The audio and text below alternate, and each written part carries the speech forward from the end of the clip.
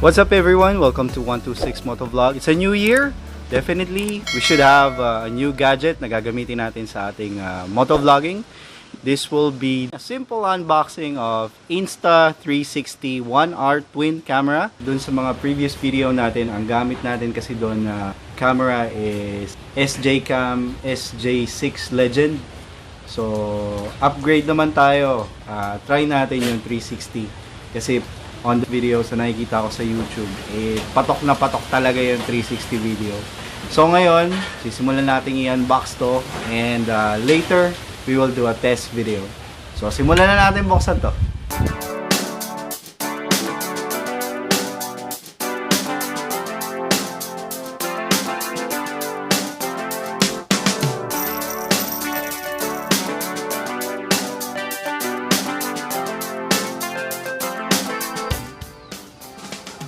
Okay mga insan, so ito yung laman ng ating Insta360 1R Twin Edition na box.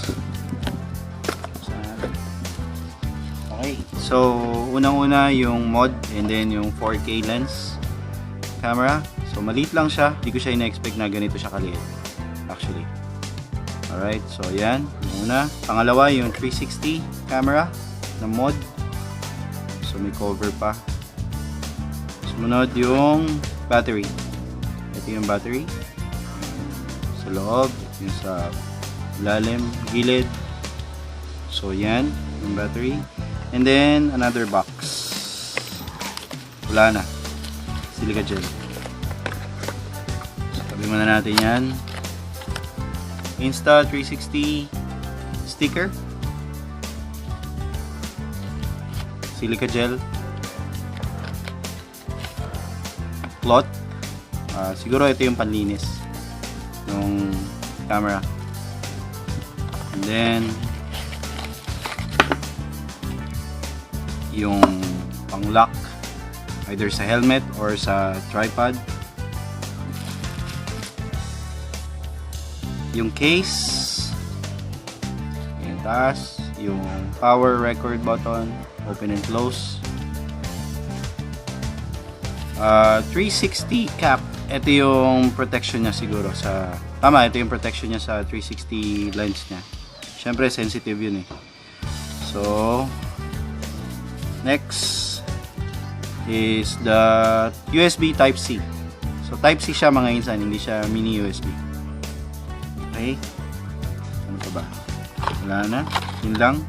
Manual. Instruction manual. So, yan lang yung laman ng Insta360 box. By the way mga insan, since we have opened up the box, eto nga pala yung mga features ng Insta360.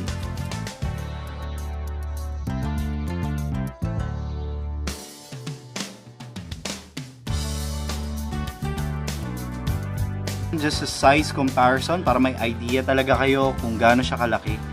Ito yung SJ-Cam SJ6 Legend na ginagamit natin sa mga vlogs natin.